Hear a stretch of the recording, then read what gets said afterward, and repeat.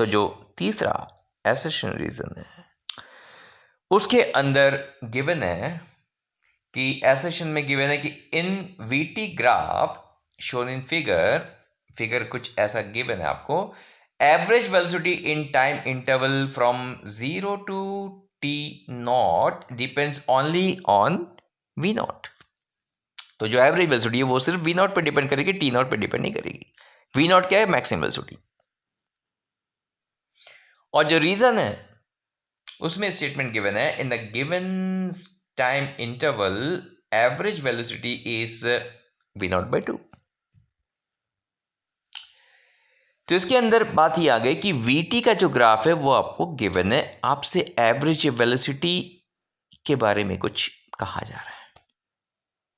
तो चलो average velocity निकाल के देख लेते हैं। एवरेज वेलोसिटी की यदि हम बात करें तो एवरेज वेलोसिटी होता है टोटल डिस्प्लेसमेंट अपॉन टाइम। और जहां तक इस ग्राफ की बात है तो डिस्प्लेसमेंट तो इसके एरिया से निकल के आ जाएगा, यानी एरिया को टाइम से डिवाइड कर देना। तो जो टोटल एरिया होगा इस ट्रायंगल का वो होगा half into total base into altitude, यानी half into T naught into V not.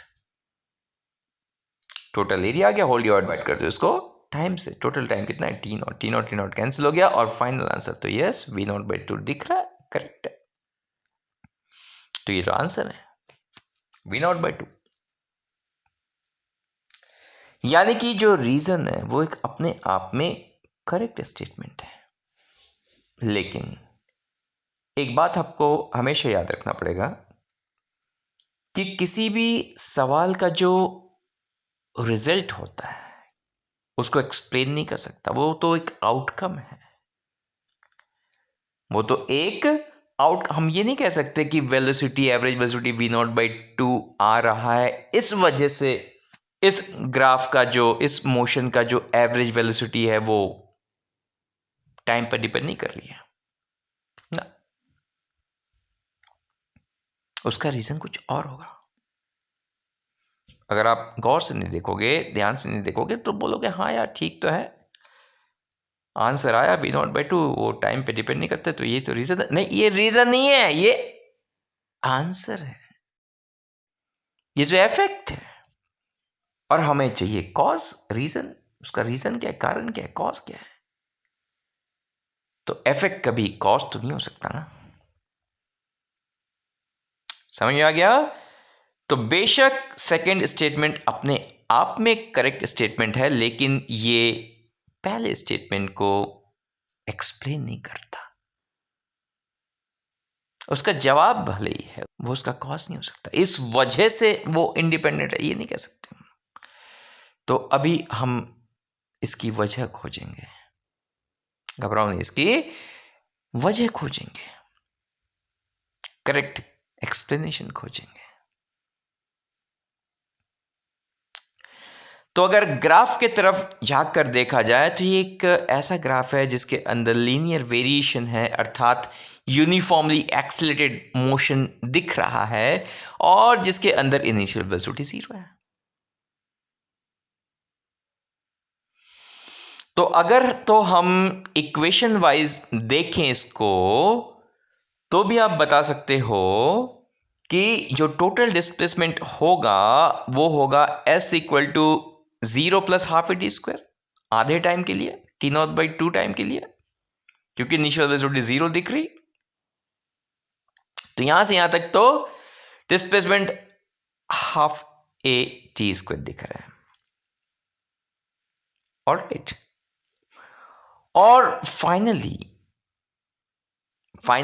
यहां से यहां तक यदि हम देखें तो आप डिस्प्लेसमेंट के लिए यूज कर सकते हो s equal to u t, नहीं s equal to v t minus half h square, मैंने आपको बता रखा है। एक ऐसा इक्वेशन जिसके अंदर आप u से इनिशियल वेलोसिटी से बच जाओ, ऐसा इक्वेशन आपके पास है, s equal to v t minus half h square. और इस केस में ध्यान से देखो फाइनल वेलोसिटी कितनी हो जा रही है? 0। इसका मतलब आप यदि वो इक्वेशन लगाओगे तो जो फाइनल डिस्प्लेसमेंट, ये जो हाफ आगे का ये डिस्प्लेसमेंट है, ये कितना निकल के आएगा? ये निकल के आएगा s equal to 0 minus half AT square, यानी कि माइनस हाफ AT स्क्वायर। लेकिन ध्यान से इसके अंदर जो a होगा वो अपने आप में माइनस होगा, क्योंकि नेगेटिव एक्सलेशन। ध्यान दें, पहले एक्सलेशन पॉजिटिव प्लस a, बाद में माइनस है, यानी कि ये कुछ निकल के आएगा माइनस हाफ। ईमानदारी से देखिए, माइनस हाफ ब्रैकेट में माइनस AT स्क्वायर, यानी it will come out to be half AT square only. यानी कि जो टोटल डिस्प्लेसमेंट निकल के आएगी वो कुछ ऐसे निकल के आएगी, half AT square plus half AT square, that is AT square. और AT स्क्वायर क्या है देखिए जरा, तो इसके अंदर जो टाइम होगा वो T0/2 लेना पड़ेगा। तो दोनों को ऐड करोगे तो बनेगा, डबल हो जाएगा ना, तो AT0²/4। ऑलराइट, तो AT0²/4 ये टोटल डिस्प्लेसमेंट आ गया। अब अगर हम V0 की बात करें तो V0 बड़े ध्यान से देखना, V0 होगा A × T0/2। आधे टाइम के अंदर T0/2 के अंदर वेलोसिटी 0 से V0 तक रीच कर गई, यानी V0 की अगर हम बात करें that will be simply AT0/2। और अगर इस लिहाज से देखें तो वो जो डिस्प्लेसमेंट है जो कि AT0²/4 दिख रहा था, उसके अंदर से आप पहले तो AT0 अलग करो, नीचे 4 में से 2 अलग करो, तो ये AT0/2 ये अलग हो गया जो कि V0 है, और बाकी बचा T0/2, यानी कि जो डिस्प्लेसमेंट है, टोटल डिस्प्लेसमेंट, वो निकल के आ रहा है V0 T0/2, V0 T0/2 whole divide कर दो इसको टाइम से, T0 से, तो T0 कैंसिल, यानी V0/2 निकल के आया। यानी इक्वेशन वाइज भी देखे तो V0/2 निकल के आ रहा है। अब सवाल ये उठता है कि क्या यही इसका रीजन है कि इनिशियल वेलोसिटी इसकी 0 थी और यूनिफॉर्मली एक्सीटेड है? अगर तो इसकी इनिशियल वेलोसिटी 0 नहीं होती, मान लो मोशन कुछ ऐसा होता और उसका ग्राफ कुछ हम इस तरीके से बना पाते, तो ऐसे केस में जो टोटल डिस्प्लेसमेंट आएगा बेटा, ग्राफिकली यदि हम देखें तो वो निकल के आएगा कितना, ऊपर वाला एरिया तो वही है जो पहले निकाला था अपन ने, उसके साथ नीचे एक्स्ट्रा ये रेक्टेंगुलर एरिया और ऐड हो जाएगा, और ये rectangular area length into breadth, यानी V0 इंटू T0 प्लस में आ जाएगा। इसको भी आप T0 से डिवाइड कर दोगे, अगेन T0 गायब हो जाएगा, यानी कि अगेन जो एवरेज वेलोसिटी निकल के आएगी वो इंडिपेंडेंट ऑफ T0 होगी, सिर्फ V0 पे डिपेंड करेगी। यानी कि ये भी इसका करेक्ट रीजन नहीं दिख रहा है कि भाई इनिशियल वेलोसिटी उसकी 0 है या नहीं है, क्योंकि 0 होती तो भी वही आ रहा है इंडिपेंडेंट ऑफ T0, 0 नहीं है तो भी वही आ रहा है इंडिपेंडेंट ऑफ T0, यानी इसकी इनिशियल वेलोसिटी मैटर नहीं करती। ऑलराइट, तो हालांकि इसका जो सेकंड स्टेटमेंट है वो तो हमने पहले ही देख लिया कि वो अपने आप में एक करेक्ट स्टेटमेंट है, लेकिन अभी हम अपने जानकारी के लिए, अपने नॉलेज के लिए, अपनी प्रैक्टिस के लिए ये देखना चाह रहे हैं कि ऐसे किसी स्टेटमेंट का जो कि एसेशन के अंदर दे रखा है, ऐसे किसी स्टेटमेंट का करेक्ट रीजन क्या होना चाहिए। हालांकि बुक के अंदर तो इसी को करेक्ट रीजन बताया गया, उस लिहाज से आंसर ए बताया गया बुक के अंदर, जबकि मैंने आपको बता रखा है कि इफेक्ट कभी भी कॉज नहीं हो सकता, रिजल्ट कभी भी एक्सप्लेनेशन नहीं हो सकता। नो, वो तो एक आउटकम है, जस्ट एक आउटकम। इस वजह से हम इसको थोड़ा और एनालाइज कर रहे हैं ताकि हम इसके सही रीजन तक पहुंच पाए। जहां तक आपने देखा इस बुक के अंदर गलती हुई है, आंसर में गलती है, तो हम चाह रहे हैं कि जो रीजन नहीं दिख पाए उस रीजन को हम देख सके, राइट। तो बात ये आ गई कि अगर कोई ये कह देता, सेकंड स्टेटमेंट में ये लिख देता रीजन के जगह पे कि भाई the initial velocity of the particle was 0, तो भी वो करेक्ट एक्सप्लेनेशन नहीं होता, क्योंकि इनिशियल वेलोसिटी पे डिपेंड नहीं कर रही, हमने देख लिया इसको। अगर कोई ये कह देता कि भाई the motion is having uniform acceleration, or you can say uniform acceleration for the half of the time and again uniform acceleration for rest of the time, ये भी अगर लिख दिया जाता तो भी ये करेक्ट रीजन नहीं होता। तो चलो यूनिफॉर्मली एक्सेलरेटेड मोशन का तो केस हमने देख लिया, एक बार लगे हाथ तो देख लेते हैं कि यदि ये नॉन यूनिफॉर्मली एक्सेलरेटेड मोशन होता तो भी क्या एवरेज वेलोसिटी टी नॉट से इंडिपेंडेंट होती?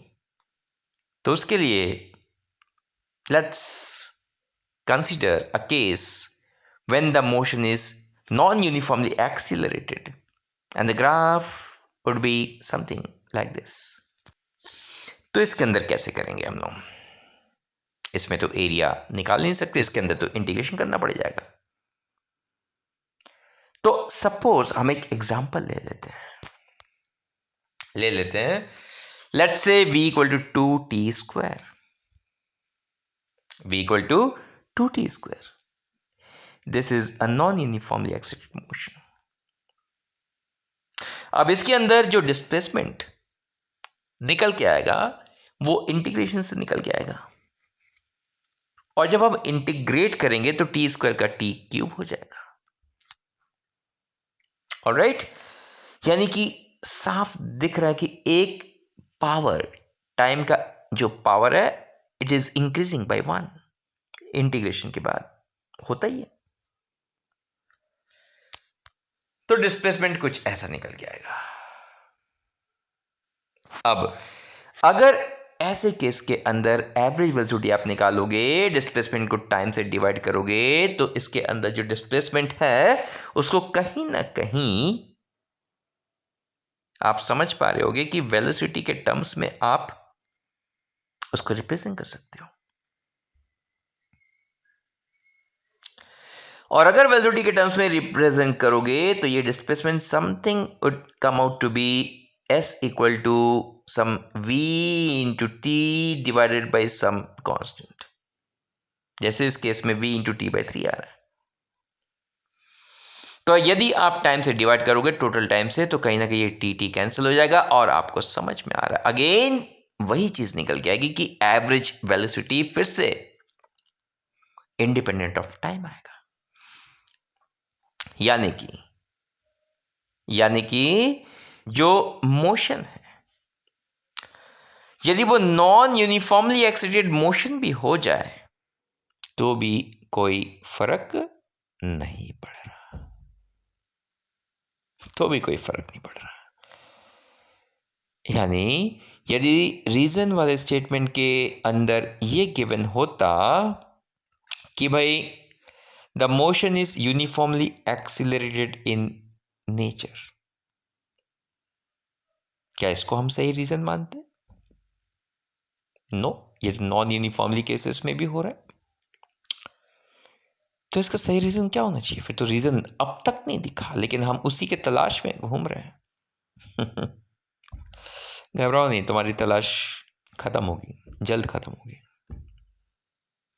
इनफैक्ट कुछ स्टूडेंट्स ने शायद अब तक के डिस्कशन के दौरान क्रैक भी कर लिया, समझ में भी आ गया उनको कि इस पूरी चीज का करेक्ट रीजन क्या है, क्यों ऐसा हो रहा है कि एवरेज वेलोसिटी बार बार टाइम के इंडिपेंडेंट क्यों आ रहा है। शायद वो इसी वजह से आ रहा है कि डिस्प्लेसमेंट हमेशा जब भी आप निकालोगे वेलोसिटी का इंटीग्रेशन करने से निकल के आएगा। It will always be integral of velocity, तभी तो एक एक्स्ट्रा पावर आ रहा है टाइम का, तभी तो टाइम से टाइम कैंसिल हो जा रहा है, तभी तो टाइम के इंडिपेंडेंट आ रहा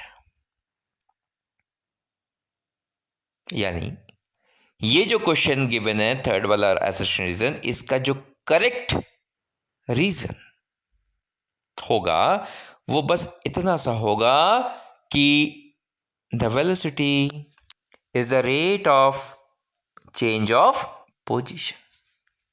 बस इतना अगर कोई लिख दे रीजन के स्थान पे, इस स्टेटमेंट के जगह पे, तो वो अपने आप में करेक्ट स्टेटमेंट हो जाएगा और वही इस एसेशन का करेक्ट एक्सप्लेनेशन होगा और तभी जाके हम आंसर ए दे पाएंगे। मैंने पहले ही बताया था, ध्यान हटी दुर्घटना घटी। इसी वजह से इस क्वेश्चन का आंसर चेंज करना पड़ रहा है अपने को। इसमें दे रखा है ए, लेकिन आंसर ए नहीं होगा, आंसर वुड बी बी। दोनों करेक्ट है, लेकिन दुख की बात है करेक्ट एक्सप्लेनेशन नहीं है। क्यों नहीं है, फिर से रिपीट कर दे रहा हूं, क्योंकि किसी भी चीज का जो इफेक्ट होता है वो कभी इसका कॉज नहीं हो सकता और कभी इसका कारण नहीं हो सकता। बहुत बारीकी है बेटा इन चीजों में, बहुत बारीकी, आपको बहुत बारीकी से चीजों को सोचना पड़ेगा। ठीक है, होप कि ये जो टाइम आपने डिवोट किया इसे आप कुछ सीख पाए होंगे। और जो अगला सवाल है, इसके अंदर एसेशन दे रखा है अपने को कि we know the relation a equal to v dv by ds. Therefore, if velocity of a particle is zero, then acceleration is also zero. यानी कि ये कहना चाह रहे हैं कि यदि यह वेलोसिटी v जीरो होगी तो एक्सीलरेशन भी निश्चित रूप से जीरो होगा, ऐसा कहना चाह रहे हैं। लेकिन क्या ऐसा वाकई होता है?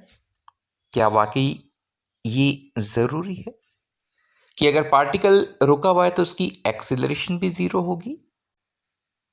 क्या ऐसा कोई भी केस अपन जानते हैं जिसके अंदर पार्टिकल की वेलोसिटी जीरो है, वो रुकी हुई है, फिर भी उसके पास कुछ एक्सीलरेशन है? क्या ऐसा कोई सिचुएशन आप जानते हो? तो ऐसा एक सिचुएशन हमारे पास कुछ इस तरीके से बनता है जिसके अंदर पार्टिकल वर्टिकली अपवर्ड थ्रो किया जाए और जा करके वो वापस आ जाए, राइट? ऐसे कुछ जा करके वापस जब आ जाता है तो हाईएस्ट पॉइंट पे उसकी वेलोसिटी जीरो होती है। हाईएस्ट पॉइंट पे उसकी वेलोसिटी जीरो होती है, लेकिन अगर कोई पूछे हाईएस्ट पॉइंट पे क्या एक्सीलरेशन भी जीरो होगा, हम कहेंगे नहीं। हाईएस्ट पॉइंट पे भी तो ग्रेविटी एक्ट कर रही है, उस पे ग्रेविटेशनल फोर्स लग रहा है। इसका मतलब हाईएस्ट पॉइंट पे भी इसके पास एक एक्सीलरेशन होगी वर्टिकली डाउनवर्ड, जो कि जी के बराबर होगी।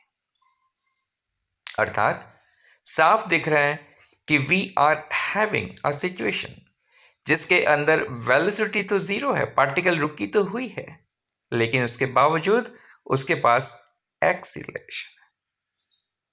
इसका मतलब ये जो स्टेटमेंट अपने को दे रखा है ये सरासर गलत हो गया, ये सरासर गलत हो गया। अब सवाल ये उठता है कि क्या यह जो फॉर्मूला हमारे पास है a equal to v d v by d s, क्या ये एक रॉन्ग एक्सप्रेशन है? क्योंकि इसके अंदर चीजें दिख तो नहीं रही है कि वेलोसिटी जीरो है तो एक्सेलरेशन को तो जीरो होना चाहिए कायदे से, अकॉर्डिंग टू द एक्सप्रेशन। लेकिन ऐसा नहीं है, ऐसा नहीं है। और वो इसलिए बेटा क्योंकि मैथमेटिकल एक्सप्रेशन है, मैथमेटिकल एक्सप्रेशन है। ये कई बार आपको धोखे दे सकता है। मैथमेटिकल एक्सप्रेशंस आपको एक बार धोखा दे देगी, लेकिन लॉजिक आपको कभी धोखा नहीं देगी, आपको कभी धोखा नहीं देगी। तभी हम कहा करते हैं कि लॉजिक का हाथ कभी नहीं छोड़ना, लॉजिक का साथ कभी नहीं छोड़ना। ऑलराइट, अब बात ये आती है कि इस फॉर्मूले के अंदर a equal to v d v by d x के अंदर यदि हम देखें तो एक्सीलरेशन सिर्फ वेलोसिटी की जानकारी नहीं दे रही, acceleration basically d v upon d s की भी जानकारी दे रही है। और स्ट्रिक्टली अगर अपन बात करें ज़रूरी तौर पर, तो एक्सीलरेशन dv/ds की जानकारी देती है। यानी कि अगर किसी पार्टिकल के पास एक्सीलरेशन है तो ये ज़रूरी हो जाता है कि उसके पास जो वेलोसिटी है वो चेंज होने के कगार पे है। अगले पल, इस पल जो है अगली पल वो चेंज हो जाएगी, because the particle is having certain acceleration. Alright, तो a equal to v dv/ds का मतलब ये नहीं है कि अगर एक्सीलरेशन है तो वेलोसिटी भी होगी। ड्यूरिंग द मोशन ऐसा हो सकता है, जैसे हमने देखा कि वेलोसिटी ड्यूरिंग द मोशन एक पल के लिए 0 है, लेकिन उस पल भी वेलोसिटी तो 0 है, v तो 0 है, लेकिन dv/ds 0 नहीं है। ध्यान देना इस बात पे कि एक्सीलरेशन जरूरी तौर पर वेलोसिटी नहीं, the rate of change of velocity को इंडिकेट करती है। कभी हम सीधे सीधे a को dv/dt कह देते हैं और कभी हम थोड़ा घुमा करके a equal to v dv/ds कह देते हैं। और दोनों के अंदर यदि आप गौर से देखोगे तो दोनों एक्सप्रेशंस के अंदर dv/dt या dv/ds यानी rate of change of velocity का एक एक्सप्रेशन है। एक केस में टाइम के रिस्पेक्ट में, एक केस में डिस्टेंस के रिस्पेक्ट में, पोजीशन के रिस्पेक्ट में। ऑलराइट, तो याद रखेंगे यदि तो किसी पार्टिकल के पास एक्सीलरेशन है तो ये कन्फर्म है कि उसके पास जो वेलोसिटी है चेंज होने के कगार पे है। इस पल भी चेंज हो रही और अगले पल भी वो चेंज हो जाएगी, भले ही उसके पास वेलोसिटी हो या ना हो, लेकिन वेलोसिटी चेंज हो रही है। ऑलराइट, तो एक्सीलरेशन वेलोसिटी नहीं, चेंज इन वेलोसिटी को इंडिकेट करता है। ठीक, यानी कि हाईएस्ट पॉइंट पर भी जो पार्टिकल है उसकी velocity is at the verge of changing the very next moment. यदि हम एक और एग्जाम्पल देखना चाहें तो हमारे पास एक और एग्जाम्पल है लाइक स्प्रिंग ब्लॉक सिस्टम, जिसके अंदर बॉडी आगे की ओर जा रही है और जाते जाते क्योंकि ये जो स्प्रिंग है ये स्प्रिंग लगातार उसको विरोध करेगी, उसका विरोध करेगी, तो यह बॉडी निश्चित रूप से जाके रुकेगा, उसकी वेलोसिटी 0 हो जाएगी। ऑलराइट, तो अगर इस पॉइंट पे भी यदि हम देखें उसकी वेलोसिटी तो 0 है, लेकिन इसके पास एक्सीलरेशन जो है वो 0 नहीं है, क्योंकि पीछे की फोर्स लग रही, लगातार फोर्स लग रही, एक्सेलरेशन है इसके पास, यानी कि अगले ही पल इसकी वेलोसिटी चेंज हो जाएगी। तो बेशक वेलोसिटी 0 है, लेकिन ये वेलोसिटी चेंज होने के कगार पे खड़ी है। राइट, तो भाई एसर्शन तो गलत हो गया, एसर्शन तो अपने आप में गलत हो गया। अब अगर हम दूसरे स्टेटमेंट की ओर देखें तो दूसरा एक्सप्रेशन कह रहा है in the above expression a is instantaneous acceleration. ठीक है, कोई दिक्कत नहीं, सही है। तो ये तो करेक्ट स्टेटमेंट है, लेकिन पहले वाले स्टेटमेंट के गलत हो जाने की वजह से आंसर अपना कौन सा आएगा? Yes, D. चलो, तो आज के लिए हम लोग इतना ही रखते हैं, अगले सेशन के अंदर आगे के सवाल डिस्कस करेंगे।